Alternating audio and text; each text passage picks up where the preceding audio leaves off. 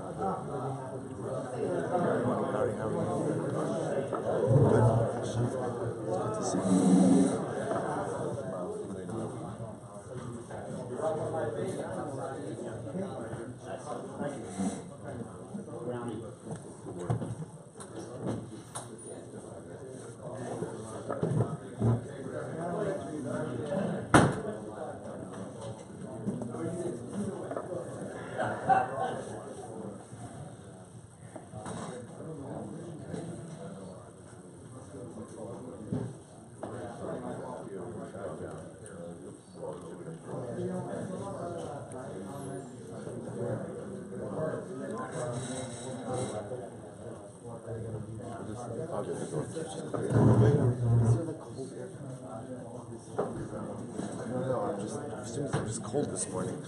Where's our welcome back? How was your trip? Good to be here. Where's your tent? You're learning. You're learning much all the time.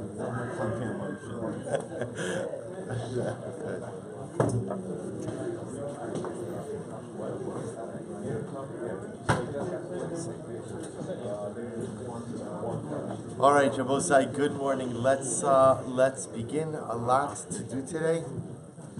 Today's daf is daf Chav Ches 28. We are picking up on Chav Zayin with base 27b. We're picking up 4 lines up from the bottom. Second to last word on the line. What I shared this morning is dedicated by Leah Sol, as well as all of the shiurim of this month in the Zechus of Refuah Shalema for her daughter Ilana Bas Esther.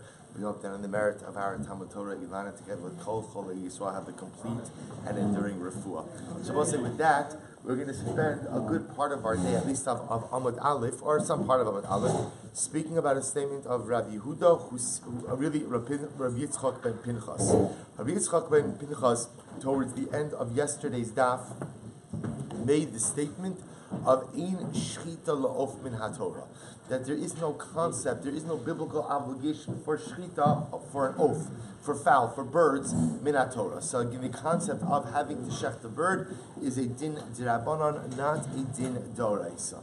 That was Rav Yitzchak ben Pinchas' shita. Today, we're going to explore it and ultimately challenge that. So the Gemara says, Meisvei, Hashochet v'nisnav lo biyado.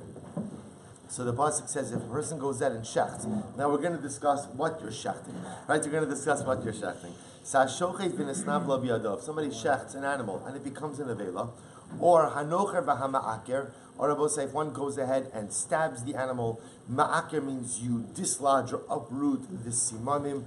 Obviously, all of these cases, the animal is not kosher, but for our purposes, what we're highlighting over here is pater milachasos. One is pater from kisui hadam. We're going to spend significant time speaking about this mitzvah. The mitzvah of kisui hadam, which means when you shecht, you have to cover the blood with dirt. It applies to chayos and to ophos, undomesticated animals, and fowl does not apply to, and birds does not apply to what we call behemos. So the halacha is if the shechita is not good, then ultimately again you do not require kisei hadam. So says the Gemara, v'amrit in shechita lof min haTorah nechiraso zo shechitaso libai kisui. To which the Gemara says, Rav Yitzchak ben Pinchas, if you're right that a bird does not require shechita mid'oraisa, then ultimately, again, the stabbing of the bird, the killing of the bird in any way, that is its shchita. If that is its shchita, then what? Then it should in fact require kisui. To which the Gemara says, one side, misabris ba'of, lo b'chayo. To which the Gemara says, no, you think the Bryce is talking about birds? It's not talking about birds, it's talking about chayas. So we'll say again, everyone will agree that a chaya, of course, does require shchita. Therefore, the Bryce, when it says that the animal was killed in some non-shchita way, it does not require kisui. That is not a reference to an oath, rather it's a reference to chaya. Good. Tashma. Hashochit v'tzarchal. I will say a very interesting case. What happens if someone shechts an animal, and he needs the blood? He needs the blood. V'tzarach ladam. Right? So here's the issue. Let's say I'm shechting an animal, but I need the blood. But here, meaning we'll see what I need the blood for. But the problem is, of course, that there's a mitzvah of kisoy, the mitzvah to cover the blood. So how do I fulfill the mitzvah of covering the blood, yet at the same time go ahead and utilize this blood for whatever purpose I need it for afterwards?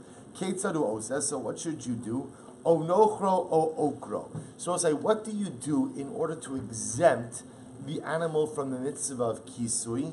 Either nochro or okro. Either you stab the animal, right, or you dislodge the simonim, i.e. kill it in some non-shchita fashion. If you kill it in some non-shchita fashion, then what? Then apparently the halacha is that you are pater from the mitzvah of kisui. So the Gemara says, top of chavches, my laf ba'of, dikaboy lidami linichye. So we'll say, we're not talking about a case of a bird. Now, why would I need bird's blood, fowl's blood? We'll say, so apparently it's actually very interesting. Rashi points out that bird blood is a moth repellent. So apparently, again, if you don't touch your clothing to get moths, then you smear it with bird blood. I guess if you're smearing it with bird blood, then moths are no longer your problem. Right? So the idea over here is, so therefore I will say that's the case over here. I need it to repel moths. So we'll say, so what do you see from here? You see from here that halacha l'maisa, that again, it appears that a bird does require shchita, to which the Gemara says, lo b'chaya. No, we're not talking about a bird. Rather, we're talking about a chaya, zikaboy lidamei lelecha. We'll say, ultimately, we're talking about a chaya. What do I need the blood for? I need the blood ultimately, again, Rashi says, for coloration. So apparently, if I wanted to dye certain articles of clothing, if you wanted to dye it red, you would use the blood of a chaya. So if Rabbi said this, therefore, again, the Brisa provides no support one way or the other for the statement of Rav Yitzchak ben Pinchas. So the Gemara goes weiter. Remember again, we're focusing on one sheet over here, which is the position of Rav Yitzchak ben Pinchas, who says, "Ein shchita la'of min haTorah," that biblically there is no obligation of shchita for an oath. So we're trying to figure out whether or not that statement is factually true, based on the brises that we're bringing. So weiter. Tashma, what's another interesting case? Malak Besakin. So we actually made reference to this case last week. Malak Besakin means a person goes in and does malika with a knife. Now obviously under normal circumstances, malika is done with the fingernail of the Kohen. In this case over here, I'm doing malika with a knife. So what's the halacha? So matame begadim abe sabliya. So we'll say the halacha is that essentially under these circumstances, the bird becomes a nevela. Once the bird becomes an avela, then what? It transmits tumah through consumption. Once you go ahead and you were to eat of that bird, it was in the base habli, it was in the throat, it would convey tumah to clothing. So the ideal is if you do malika with a knife, ultimately again the bird becomes an avela. So it says the Gemara, I don't understand. Vi amrit in shchita la'of min haTorah. If you want to say that midaraisa, a bird does not require shchita, nihi nami dichi tavar le'shedra mafragas havi le'treifa. So I understand once you go ahead and you break through the spinal cord and the neck bone, so the animal obviously becomes a treifa, but the hanile sakin letara midei nevela. Rabbi say the knife itself, meaning the act of killing the bird, should at least what? Should at least render it a non-avela. In other words, if you hold that a bird does not require shchita midoraisa, then Rabbi said it's true. When you go ahead and you pierce through the neck bone and the spinal cord and the neck bone, you render the animal a treifa. But when you subsequently kill it, at least what? It shouldn't be an avela. Well, so what's the definition of an avela? An animal that dies without shchita. If a bird doesn't require shchita, then as long as you kill it, by definition it's not an avela. If it's not an avela, then what? Then at least it should not convey tumah. To which the Gemara says, Huda Amar Ki Aitana. In reality, Rav Yitzchak ben Pinchas holds like the following Tana. What does the following Tana say? This Sanya, here we go. Rabbi Lazar HaKafar Rabbi Omer. Rabbi Lazar Kafar, son of Rabbi, says as follows: Ma tamud lomar ach ka'asher ya'acheles atzives. Right, so the pasuk says, ach ka'asher ya'acheles atzives ha'ayal, kein tochlanu hatamei v'atar yochlanu, yachtav yochlanu. It's supposed to say, we know this pasuk is talking about psuli hamukdashim, animals which become unfit for carbonic consumption, or I should say for carbonic usage, ultimately, and the Torah is telling me, can be consumed under other circumstances. So the pasuk says, "Ach kasher yacheles hatzvi, ma melamdenu mitzvi va'ayal." So we'll say, what do we learn out from tzvi and ayal? So we'll say, just to understand, the pashut understanding of the pasuk is it's telling me that when an animal becomes unfit for carbonic use, you can eat it like the tzvi and the ayal, which is another way of saying that what? You could eat it as a regular mundane animal. That's the pashut reading of the pasuk. So the Gemara says, Me'ata, listen to this, Hareze balalamed v'nim salaman. So I'll say, ultimately, again, this pasuk comes to teach, but instead we end up learning something else out. Makish tzvi va'ayal psuli hamukdashim. We'll say in this pasuk, the Torah is equating the tzvi and ayal. Remember again, the tzvi is the chaya, right? Is the deer, the undomesticated animal. The ayal, the ram, is the behemo. So the Torah is equating the tzvi and ayal to psuli mukdashim. Ma psuli mukdashim b'shchita, just like psuli mukdashim requires shchita, af tzvi va'ayal b'shchita. So to the tzvi and ayal requires shchita. We'll say, what does it mean tzvi and ayal requires shchita? What is that? Behema and chaya require shchita. What's missing from this list? What's missing from the list? Of. Va'of ein lo shchita midivrei Torah ela midivrei sofrim. And I will say, missing from this list of tzvi and ayal, of course, is the oaf. What do I learn from here?